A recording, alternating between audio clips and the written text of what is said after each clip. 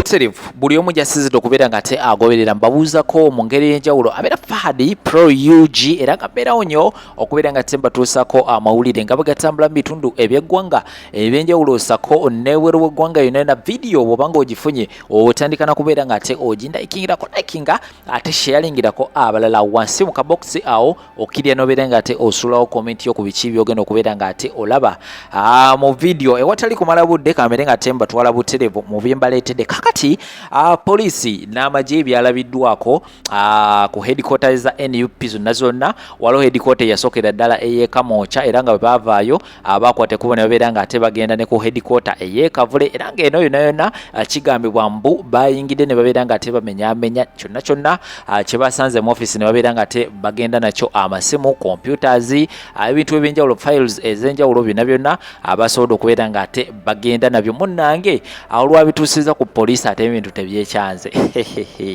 ebintu byekyanze kompyuta zaganya okubeera nga tezeggulawo amasimu geerookinze byonna byaganya okubeera nga ate byeggulawo era nga kino nno omukulu akedde ku makya nabeera nga ate akyogerako ntegeeza omukulu His Excellence Robert Kyagulanyi Ssentamu era nga alina obubaka bwasobodde okubeera nga ate ateeka ku mikutu gye egya social media ng'ayogera ku nsonga zino asako n'ebintu ebyasobodde okubeera nga ate bijjibwa mu office ze yagambye nti we have traced some of the stolen computers, phones and other electronic gadgets to the police headquarters at Naggulu, while others have been taken to the CMI headquarters at Mbuya. According to the GPS of these devices, devices zonna amasimu computers byonna byasobodde okubeera nga tebijjibwa ku headquarters za NUP baali bateekamu tracking device era nga wonna webeera bitwaliddwa abakulu bano aba NUP basobola okubeera nga ate bamanya nti kakati essimu eno yatwalibwa eri mu kitundu bwekiti era nga ekyenjawulo tracking devices zino oba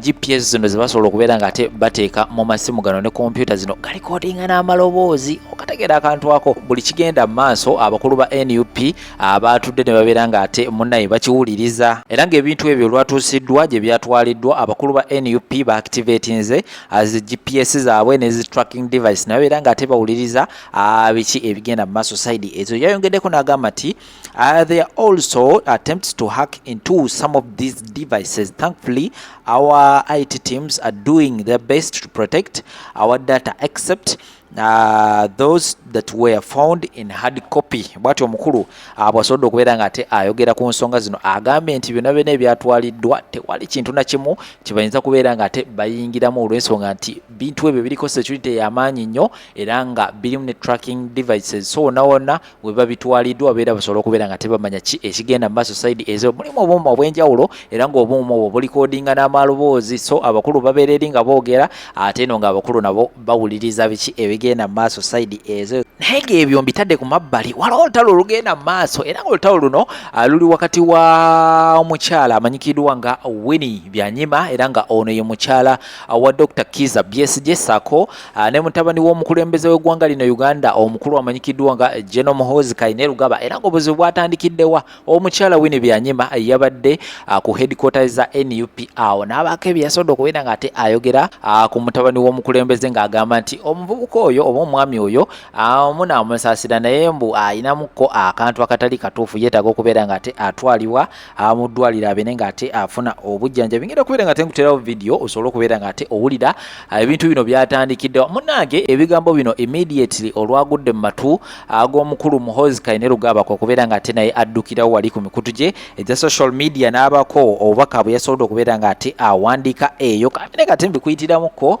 osobole okubeera nga ate owulira olutalo olugenda mu maaso side ezo yagambye nti there was nothing normal about your relationship with my father. You found a happy home and tried to wreck it.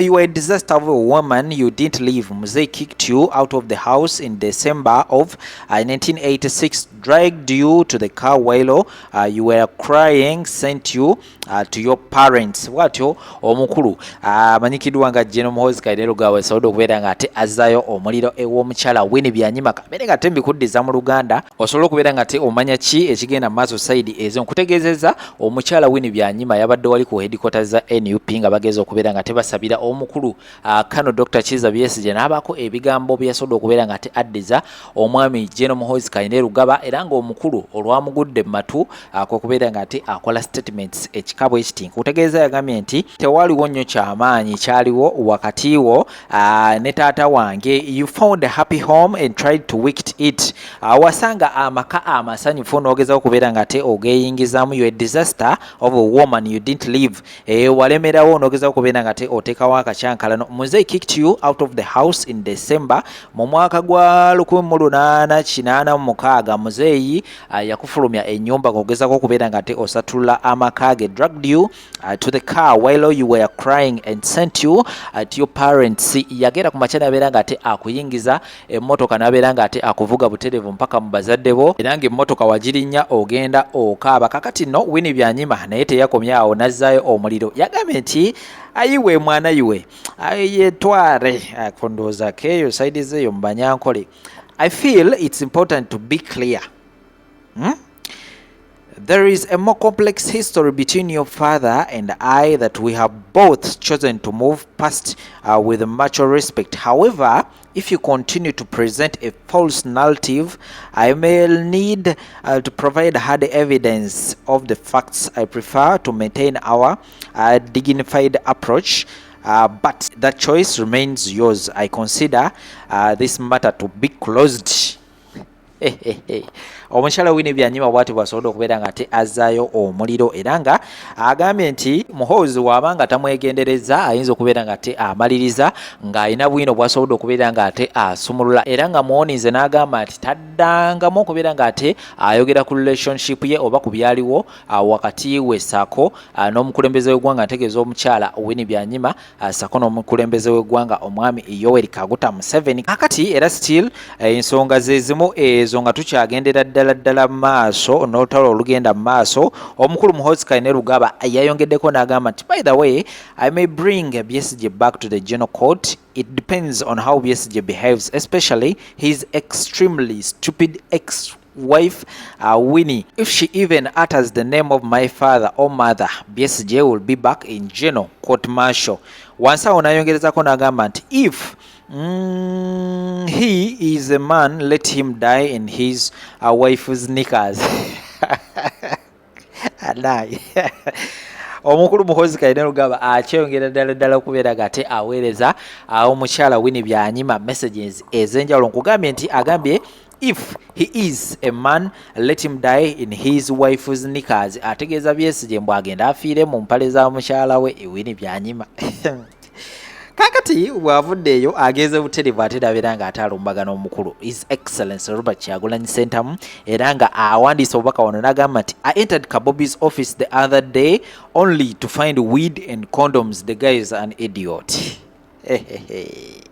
Now I'm going to his home. If anyone tries to fight, we will kill. Nayingidde office y'omukulu His Excellency Robert Kyagulanyi Ssentamu wabula ekiyisinza okubeera nga tekinneewuunyisa bye nasanze mu office ye mbu yasanzeemu enjaga nasangamu ne boxes za condom si byange bya mukulu Muhoozi Kainerugaba. Wansi wano anayongerezako n'agamba nti number 1 I'm going to utterly crush Kabobi's balls.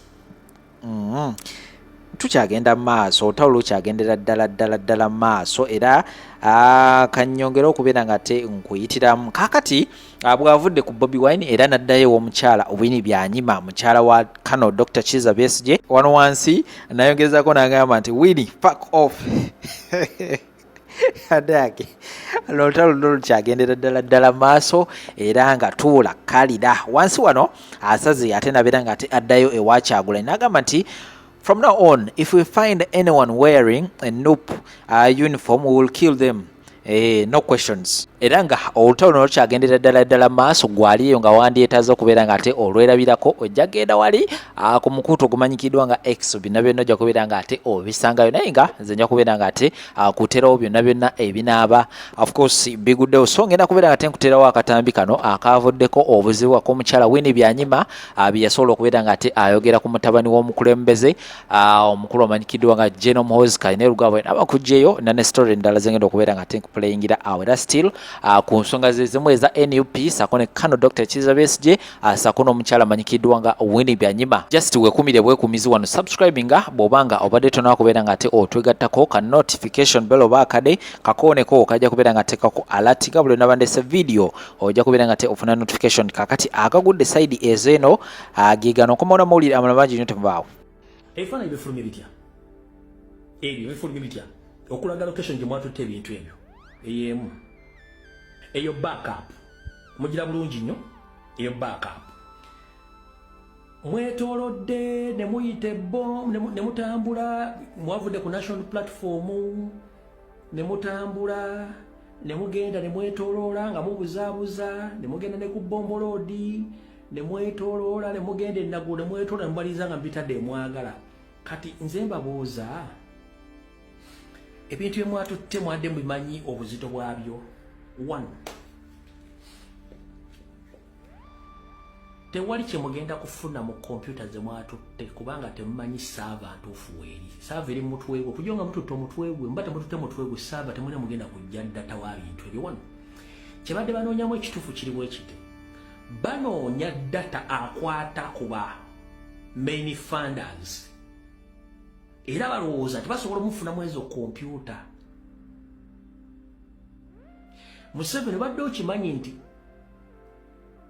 watutte byansa kubanga muyinza okufigitinga ennyo ne mukubirako n'aba Apple mubagambe mutuyambe ku kino ekintu mugenda otutuukamu nga temuli wadde ekirimu nga byonna babidelitinze dda. Kati ng'omuntu bw'akwata iPhone omuntu n'agimubbako omuntu asobola okukozesa essaawa ya Apple oba asobola okukubira Apple nga yenna nnyini kintu ekyo password azimanyi ne bayiwa data yenna gwe mubadde muge nti mwabbye naye nga yalina backup. Yeri saava gye mbalaze kati mwe mulowooza nti mwatutte muyinza okumala okulwana ennyo okugula kompyuta ezo nga data yenna bamudeliitinze nga muyina kipapula. Kati kyekizibu omusajja bagamba ati ngenda bazanya chesi w'ebyobufuzi nga temutegeera kati yabazanye chesi mulina ebintu bye mbikutte mbitadde you can't access them. You can't access the data nga data muli mutwe era yamanyi main server ye weeri data wa mulina kati mujja munabikola mutemuna kimugenda kukola wabula ndi wano bategeze kigambo kimu njagala mukule amanyi tegalya lwaki tegalya bwe munayagala okuzanyisa abantu okwagala okukola ebintu by'ekisiri mumuswala tewali muntu aswala mumuswala lwaki mbabuuzira waki bannamateeka tekuli n'omu akomplaininze teri munnaddiini akomplaininze teri munnamateeka yakomplaininze teri munnauganda tewadde yeekalakaasizza bonna basirisi oguzaki bakizi bamanyi basajja mmwe muli basiru mukyali mu .com era essaawa ey'oku mukono eyo Apple Watch esobola okuyiwa data wa kompyuta ezo zonna zemulina already asobola okusinzira wasinzira ku saava ye ey'ekyama n'agenda mu setting n'ayiwa kompyuta zemulina zonna nimba nga mugenda okumala zigula nga temulina kimulina kubanga mwetaaga files zemutajja kufuna. Kati mbagambye basajjamu mukule muli basiru okitegedde bulungi nnyo muli basiru. One day we were at home abantu ne bajja eka ne bagamba kitange nti waliwo omukyala bamukubye bamutulugunye ali eri embalala eyo ku bbiri yeebase mu luguudo ali bubi. Kitange n'ababuuza nti ani mumumanyi? Bagamba nti tulowooza maama wa Museveni. Taata yagamba mwanyinaze yafa Bernard. Genda olabe oyo omukyala bw'aba ali maama wa Museveni omugjewo ku luguudo omuleete wano. Abantu bonna nga bamutya nga Museveni ali mu nsiko. Maama wa Museveni mwanyinaze yamuleeta eka ne bamujanjaba. Yali ng'akankanye nnyo n'agamba nti tayinza na kusula mu nnyumba n'abantu abalala nga taata ayinawo ennyumba y'abagenyi awo n'amuteekamu. bulijjo nga bamuleetera emmere bamulabirira bw'alwala taata mutwala mu emyaka egi 2.5 olutalo bwe lwaggwa bwe twatuuka embalala mu lutalo awo General Sale bwe yajja eka n'asiima kitange n'atwala maama we emyaka 2.5 kakati oyo bwe twalabirira eka ewaffe bw'oba olaba kyakola Besigye olowooza oyo ayinza okukyuka si muntu talina buntu talumirwa bantu balala ye bamulumirira ekimukwatako naye ye talina kisa talina mwoyo gwa ddiini ali awo amazima obwenkanya n'obudde biri ku sayidi yaffe ye kyatalina talina mazima talina bwenkanya ate talina budde buweddeyo obudde bwe buweddeyo oba ayagala oba tayagala his time is up. Look at him how old he is. 40 years in power.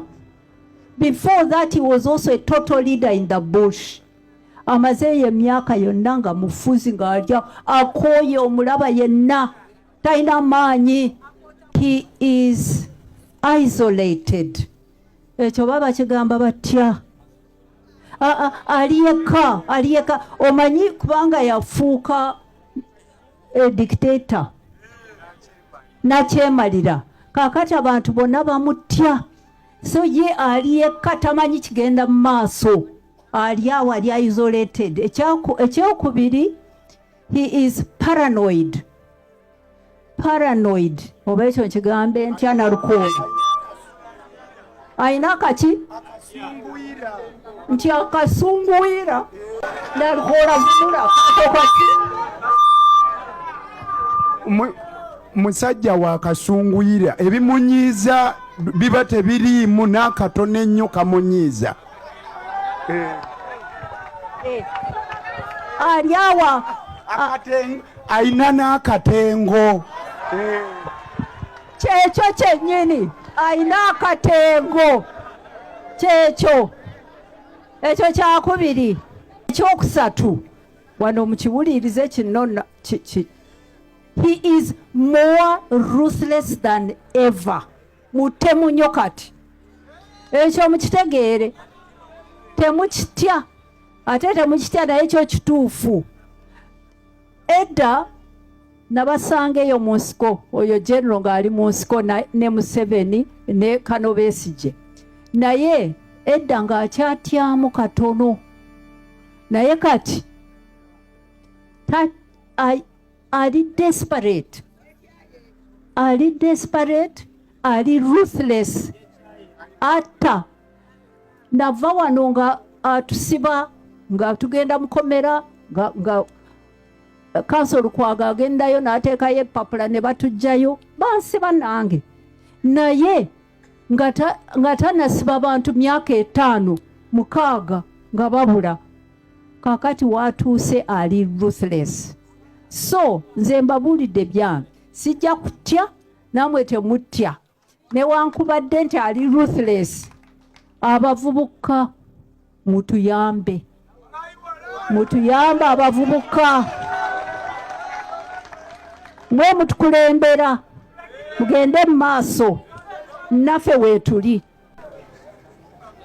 Ndaba mu mawulire ne Museveni yekka ayogera bw'atyo nti Besigye ayina emisango tebagitugamba bulungi baateekayo ekipapula mu court martial nti Besigye ayina omusango gw'okulyamu ensi olukwe. Kambabuulire Besigye ekyo takikolangako naye eyalyamu banne olukwe ye Museveni. Kambabuulire okusooka bwe twali mu nsiko yawandiika 10-point program nze ne muganda wange ffe twagitayipinga ye yava mu nsiko n'ajja e London ng'ayagala okwegatta ne balule Professor Lule n'awandiika tempo n'atuwa ne tugitayipinga n'ateekamu constitution n'ateekamu ebintu bingi. Bwe twatuuka wano tetwakola constitution, ani yagimenya? Okwo si kulyamu ensi olukwe, ensi yagiryamu olukwe n'akyusa constitution eyo ey'abantu. Ffe twagikola abantu, n'agikyusa yalyamu ensi olukwe, yalyamu banne olukwe. Bali abalwana mu nsiko bonna bye balwanira kakati twabituukako, yabalyamu olukwe. Kakati ani yandibadde mu dock ng'awoozebwa okulyamu ensi olukwe? Mu 7 obudde bumuweddewo, ndaba atandise okuleeta omutabanyi omutwe tegukola bulungi.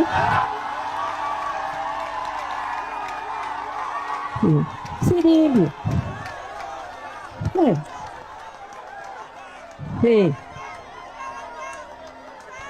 bombi bajja kugenda, tetujja kutya.